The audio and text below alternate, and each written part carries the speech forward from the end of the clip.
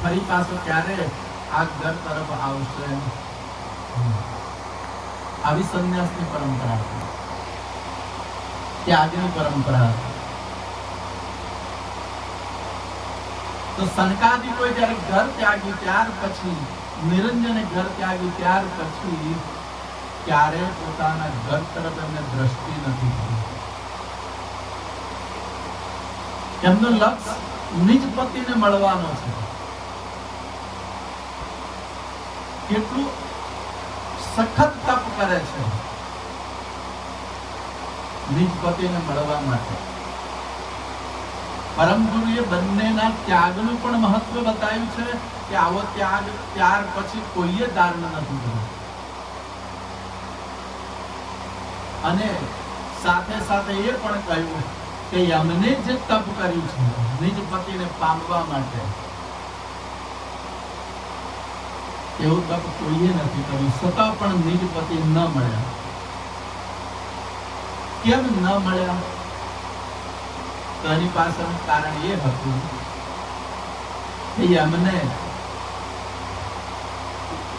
નિરંજને ત્યાગ તો લીધો પણ લક્ષ્ય ન લીધો.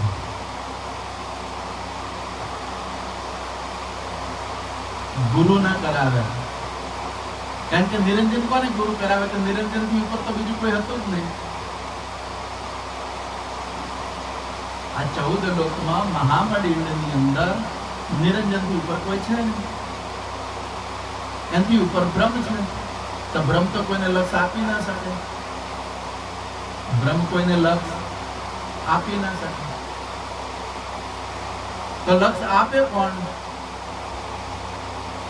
એમથી ઉપર કોઈ હોય, નિરંજન થી ઉપર, બ્રહ્મ થી ઉપર કોઈ હોય તો લક્ષ્ય આપી શકે. તો અડધો કલ્પ વીતી ગયો છતાં પણ નિરંજનને લક્ષ્ય ન મળ્યો.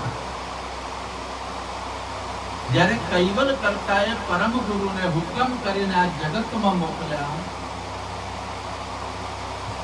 ત્યારે સૌ પહેલા નિરંજન ધામમાં ગયા. આમ તો બે વસ્તુ સેમ થતી. પરમ ગુરુ કૈવલ ધામમાંથી સીધા જંબુદ્વીપમાં આવ્યા હોત, જેવી રીતે ઉપરથી છેલ્લે જંબુદ્વીપ આવ્યો, એમ અહીંયાથી શરૂઆત કરી હોત તો જંબુદ્વીપથી કૈવલ નિરંજન ધામમાં સીધા કૈવલ ધામમાં જતા રહ્યા. પણ નિરંજન ધામની શરૂઆત કેમ કરી? કારણ કે સૌ પહેલો ભાવ નિજ પતિને મળવાનો નિરંજન થયો. એટલા માટે પરમ ગુરુએ શરૂઆત નિરંજન ધામથી કરી. એમનો પહેલો ઉપદેશ આપ્યો. પહેલા અધિકારી તમે જુઓ કે જ્યારે પરમ ગુરુ જંબુદ્વીપમાં હતા ત્યારે પણ જેણે તીવ્ર વૈરાગ ધારણ કર્યો હોય, તીવ્ર આદત ધારણ કરી હોય નિજ પતિને મેળવવાની, એવા 3 દાખલા છે. એક આખડોલ ગામની અંદર અવલબા, જેમને પરમ ગુરુ મધરાત્રે દર્શન આપવા ગયા. તો વિચારો કે કેટલી આરત હશે ત્યારે પરમ ગુરુ ખુદ સામે ચાલી અને દર્શન આપવા ગયા. અને એ સમયે અને અત્યારે આપણે પણ પરમ ગુરુના દર્શન કરવાના છે. એ સમયે બધા પરમ ગુરુના દર્શન કરતા હતા. તો અત્યારે આપણે પરમ ગુરુના દર્શન કેવી રીતે કરીશું? રમેશભાઈ, એ સમયે તો સ્વરૂપે વિદ્વાન હતા, સામે હતા. અત્યારે દર્શન કરવા હોય તો પરમ ગુરુનું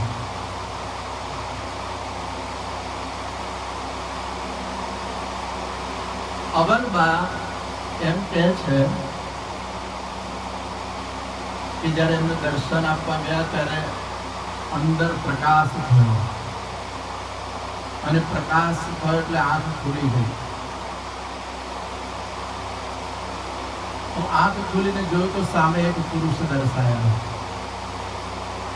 પરમ ગુરુએ માથે હાથ મૂકીને કહ્યું, હું સારસાની અંદર નિવાસ કરું છું અને જગતના જીવોને કલ્યાણ કરવા માટે પ્રગટ થયો છું.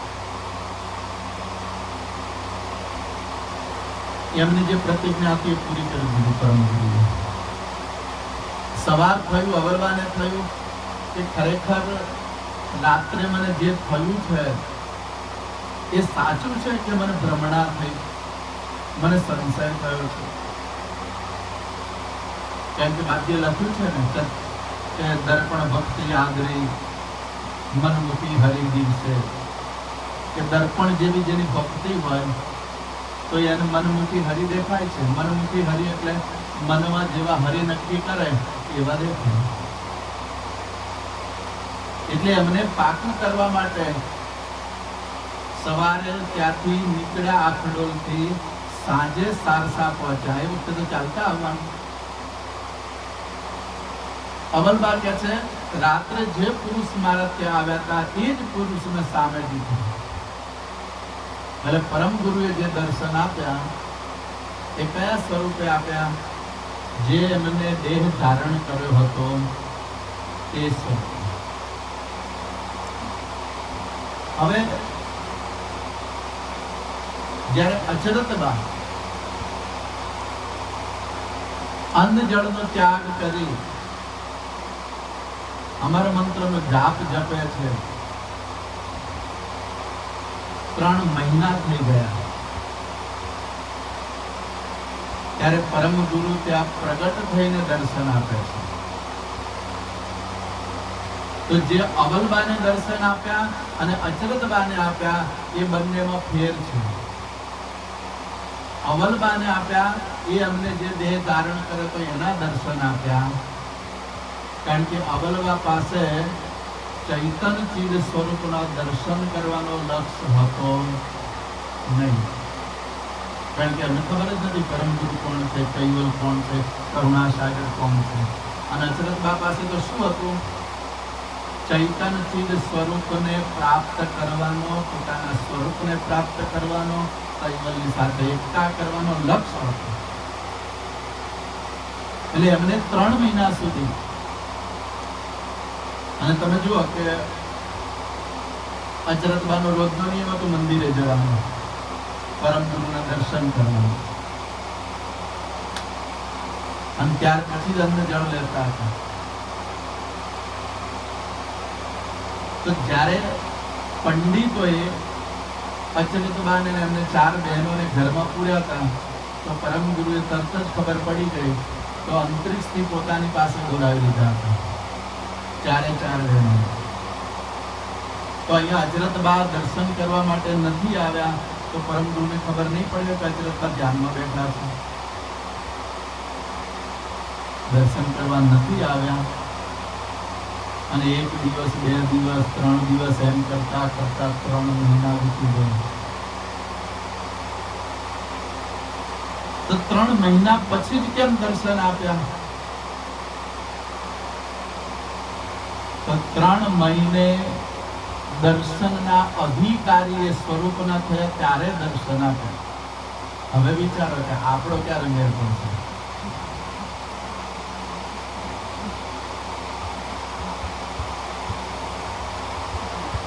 જો અચરતબા પરમ ગુરુના સંગી છે,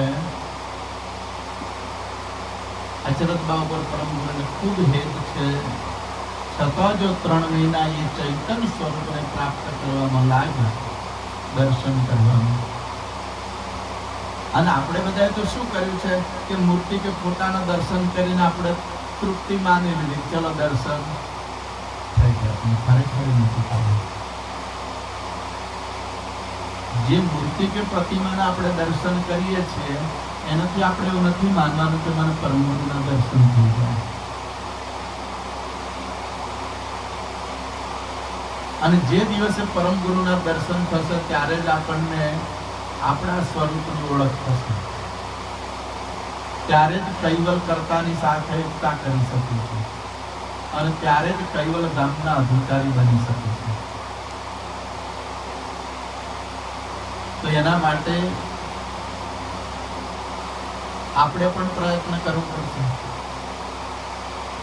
હજરતભાઈ અન્ન જળ તજીને 3 મહિના એક આસને બેસી અને તપ કર્યું છે. આપણને તો રોજ ખાલી 3.5 કલાક કહ્યો છે, 2 ઘડી. આપણે કેટલું બેસીએ છીએ? જો પરમ ગુરુનો લક્ષ્ય લીધો હોય, પરમ ગુરુના શરણમાં આવ્યા હોઈએ, તો આપણે પરમ ગુરુનું વચન તો પાડવું પડશે ને. જો સુધી આપણે બેસીશું નહીં, ત્યાં સુધી આપણના ઉપર પરમ ગુરુની કૃપા કેવી રીતે થશે? જ્યાં સુધી આપણે આપણી સુરતાને જે આપણને બતાવેલો 12 આંગુલ સો પંથ હોમેરા, 12 આંગળનો પંથ એ મારો પંથ છે. ઓ શિર સો પંથા, ઓહંગ અને સોહંગ 2 ધણી છે, માલિક છે. અને આપણે બધા રોજ કહીએ છીએ, પાવ વિના પંથા, રવિ વિના તેજ અસંતા. તો જો સુધી આપણે આ માર્ગે નહીં ચાલીએ, 12 આંગળના જે પરમ ગુરુને મળવાનો માર્ગ છે. તમે ગામમાં મંદિર હશે તો રોજ ચાલીને દર્શન કરવા જતા હશો, પણ એ જે પગથી ચાલીએ છીએ એ પગથી ચાલવાનું અહીંયા નથી. અહીંયા ચાલવાનું કોને છે? સુરતા અને નૂરતા. સુરતા ને નૂરતા મારે અંતરની આંખો ગુરુએ દીધી છે મને ઉડવાની પાંખો. આ ઉડવા માટેની પાંખો છે, કૈવલ ધામ સુધી જવા માટે. સુરતા અને નૂરતા આપણે રોજ અવિનાશી પદની અંદર બોલીએ છીએ, સુરત મૂરત કરકે એક તારા. સુરત અને મૂરતા એક તાર કરવાની, તો તાર મિલે ફિર તાર શું, જીન સિર મોટે તાર. તો જ તાર મળશે કિરતાર સાથે, એ સિવાય મળે તેમ નથી. તો આપણે એ જે માર્ગ છે એ માર્ગે ક્યારે ચાલીશું, ક્યારે શરૂઆત કરીશું? અને જો સુધી નહીં ચાલીએ, એક બાર એક સિદ્ધ મહાપુરુષ એક રાજાના રાજ્યમાં ગયા. રાજમાં જઈને રાજાની પાસે ગયા. રાજમહેલમાં બેઠા છે, સામે રાજા બેઠા છે, રાણી બેઠી છે, પ્રધાન બેઠા છે અને એ સિદ્ધ પુરુષ પણ બેઠેલા છે. અને સત્સંગ ચાલતો હતો. અને એ જ સમયે અચાનક ભૂકંપ આવ્યો. ભૂકંપ આવ્યો એટલે તો સ્વાભાવિક છે કે ઘર કે મહેલની અંદર હોય તો બધા ભાગ્યા. રાજા, રાણી, પ્રધાન બધા બહાર ભાગી ગયા. એ મહાપુરુષ આંખ બંધ કરીને બેસી ગયા. કર્મના સંજોગે કંઈ પડ્યું નથી. ભૂકંપના આંચકા સમય ગયા. રાજા, રાણી, પ્રધાન બધા પાછા આવ્યા. ત્યારે કબીરાજી કહે છે કે હે મહાપુરુષ, અમે ભાગ્યા, તમે કેમ ન ભાગ્યા? કહે છે હું પણ ભાગ્યો છું, પણ તમે પગથી ભાગ્યા અને હું સુરતાથી ભાગ્યો. કે જો મરવાનું થશે તો હું દોડીશ તો એ મરવાનું છું, એના કરતાં મારી સુરતા ઉપર ન લઈ જાઉં. એટલે અંતકાળે આપણે આપણી સુરતા પ્રણવ સાથે જોડવાની છે અને આનું પ્રમાણ પરમ ગુરુએ આપ્યું છે. ક્યાં આપ્યું છે કોઈને ખબર છે? અગાધ બોધ ગ્રંથની અંદર. અગાધ બોધ ગ્રંથમાં પરમ ગુરુએ ભાલેજના પ્રેમદાસનું વર્ણન કર્યું છે. વિચારો કે ભાલેજના પ્રેમદાસ કેટલા મહાન પુરુષ હતા. એમની જયારે ઉંમર થઈ ગઈ ત્યારે એમને વિચાર આવ્યો કે હવે મારો સમય નજીક આવવા થયો લાગે છે. અને એમણે પ્રણવ પર સુરતા કરીને જોયું તો 3 મહિના અને 10 દિવસ જ બાકી છે. એમના શિષ્યોને બોલાવ્યા અને શિષ્યોને કહે છે કે એવા કોઈ પુરુષ છે મારે એમનો સંગ કરવો છે કે જેનાથી મારું જન્મ મરણ મટી જાય. તો વિચારો કે શિષ્યો શું વિચારે કે અમે જે ગુરુના શરણમાં આવ્યા છીએ એ જ ગુરુ હજી કોઈ બીજાનું શરણું શોધે છે. છતાં પણ નિસંકોચ કહે છે કેમ કે સમય નજીક આવી ગયો, કાળ નજીક આવી ગયો છે. કે છે હું 3 મહિના અને 10 દિવસ જ છું, એટલે મારે કોઈ શરણું સ્વીકારવું છે કે જેથી જન્મ મરણ મટી જાય.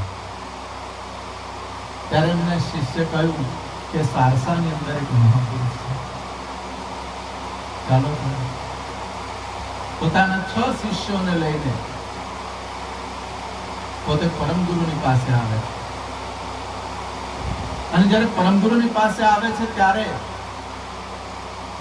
પરમ ગુરુને કહે છે કે હવે મારું આયુષ્ય વધારે નથી, 3 મહિના અને 10 દિવસ. પરમ ગુરુ કહ્યું ઘણું છે. કેમ ઘણું છે એવું કહ્યું? કારણ કે એક તીવ્ર વૈરાગ્ય તો એમની પાસે. કાળ નજીક આવ્યો છે, જન્મ મરણમાંથી છૂટવું છે એવી પૂરેપૂરી આરત જાગી છે. અને એટલા માટે મહાપુરુષો કહે છે ભય બિન પ્રીત ન હોય. ભય ન લાગે ત્યાં સુધી પ્રીત સાચી નથી લાગતી.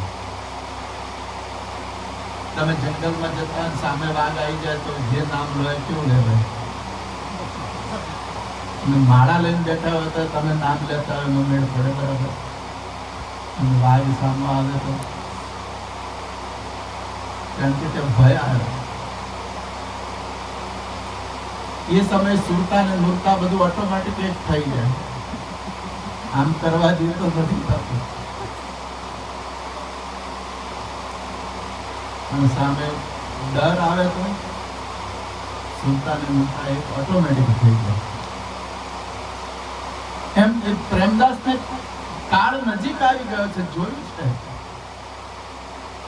અને ત્યારે જયારે છેલ્લો દિવસ હતો, ગુરુવાર હતો, અને એ સમયે પરમ ગુરુ કહે છે પદ્માસન લગાવી અને પ્રાણ ઉપર સુરતા લગાવરાઈ અને પ્રાણ એકદમ છટકાઈને નીકળી ગયા. એ પ્રાણ ઉપર થઈને નીકળ્યા. તમારે પ્રાણ ઉપર થઈને જ જવાનું છે, તો પ્રાણનો અભ્યાસ કર્યો. જ્યારે જવાનું છે ત્યારે તમારી સુરતા પ્રાણ ઉપર પડેલી છે, અને જ્યારે સુરતા પાછી વળશે ત્યારે પ્રાણ ઉપર થઈને જ જવાની છે. તો આપણે એનો અભ્યાસ કર્યો નથી કર્યો. એ અભ્યાસ નહીં કરીએ ત્યાં સુધી સાચા અર્થમાં આપણે પરમ ગુરુના માર્ગે ચાલે કહેવાશું નહીં. પરમ ગુરુના માર્ગે ચાલ્યા ક્યારે કહેવાય?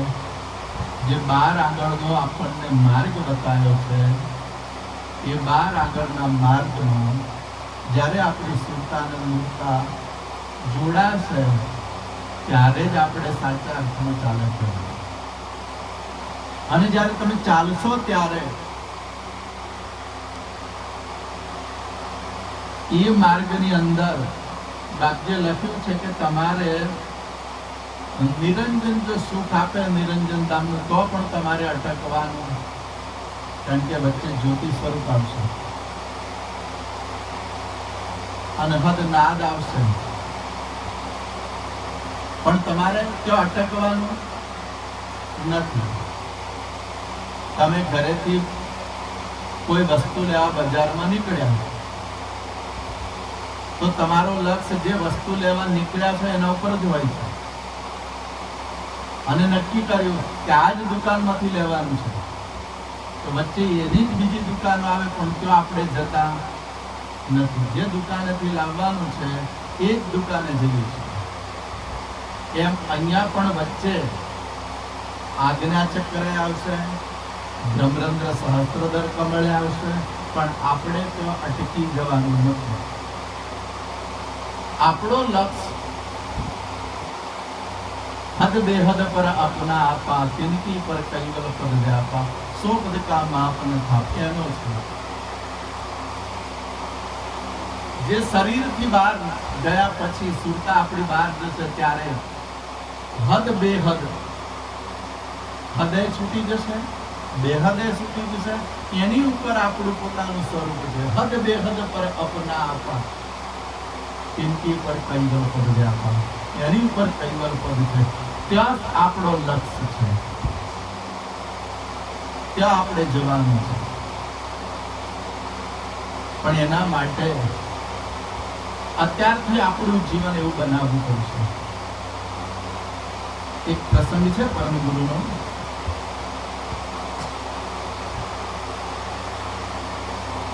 એક દ્વીપની અંદર પરમ ગુરુ પ્રગટ થાય છે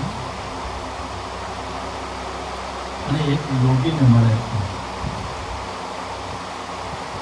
યોગી પાસે જાય છે તો યોગી એમ સમજે છે કે કોઈ જ્ઞાનનો જિજ્ઞાસુ આવે છે, અને યોગી પરમ ગુરુને ઉપદેશ કરવા લાગે છે, અને ઉપદેશ કરે છે નિરંજન સુધી. અને એનો ઉપદેશ પૂરો થાય છે એટલે પરમ ગુરુ કહે છે, હે યોગી, તું તો કાળ સાધા, તે તો કાળનું સાધન કરી દે. પછી એનાથી ઉપર બતાવે છે હમ કાલન કે કાળ હૈ અવ્યાકૃત શિવ ઈશ. પછી એના ઉપર બતાવે છે હમ કાલન કે કાલ હૈ અવ્યાકૃત શિવ ઈશ. હું તો કાળના કાળ રૂપે છું. અને જ્યારે એની વસ્તુ પર પરમ ગુરુ બતાવે છે, મારો કહેવાનો મતલબ એ છે કે જ્યારે પરમ ગુરુ યોગી પાસે ગયા હશે ત્યારે કેવું સ્વરૂપ ધારણ કરીને ગયા હશે કે યોગીને એમ થયું કે કોઈ જાણવાની જિજ્ઞાસા વૃત્તિ વાળો માણસ છે. કેટલું નિર્મળ સ્વરૂપ બનાવ્યું હશે એમને. ને તો અહંકારથી ગયા હોય છે. અને દરેક માણસમાં નિર્મળતા, અહંકાર દેખી લાગે, અક્કડ પણ દેખી લાગે. પરમ ગુરુના સ્વરૂપની જો વાત કરીએ, જે એમણે ધારણ કર્યું હતું, તો પણ એ સદી અદ્ભુત સ્વરૂપ છે. હું ઘણી વાર કહેતો હોઉં છું કે એક દીપની અંદર પેલા રાજાએ સંતાન માટે 6 વર્ષ સુધી સાધુ, સંત, સંન્યાસી, બ્રાહ્મણો, પંડિતો બધાની સેવા કરી અને સંતાન ન થયું એટલે રાજાએ બધાને રજા આપી દીધી. ખજાનો ફૂટી ગયો ત્યારે પૂર્વ તરફ પરમ ગુરુ ટેકરા ઉપર બેઠેલા છે, પહાડ જેવું છે એની ઉપર, અને ત્યાંથી સાધુ સંતો નીકળ્યા. પરમ ગુરુએ જોયું કે બધા નારાજ છે. ત્યારે પરમ ગુરુ કહે છે કે શા માટે તમે નારાજ છો? તો કે હરિ કપટી રંગ પીના નહીં, કે હરિ કપટી છે, એને કૃપા ન કરી. તો બધા તો એક મતના તો નહીં હોય, એક સિદ્ધાંતના નહીં હોય, બધા અલગ અલગ મતના, બધા જ અલગ અલગ સિદ્ધાંતના હશે.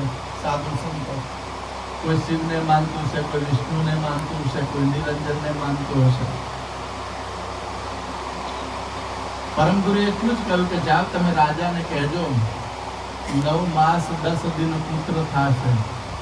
તો પેલા બધા જ પાછા વળી ગયા. કોઈએ એમ નથી કહ્યું કે હવે 6 વર્ષ ત્યાં બેઠા છીએ, નથી થયું બાળક, કે રાજાના ત્યાં કુંવરનો જન્મ નથી થયો, તો તમારા ઉપર કેવી રીતે વિશ્વાસ આવે? એવું પૂછ્યું પણ નથી. તો એ સ્વરૂપ કેવું હશે? આટલું કહ્યું ત્યારે પેલા પાછા વળી ગયા તો વિશ્વાસ આવી ગયો.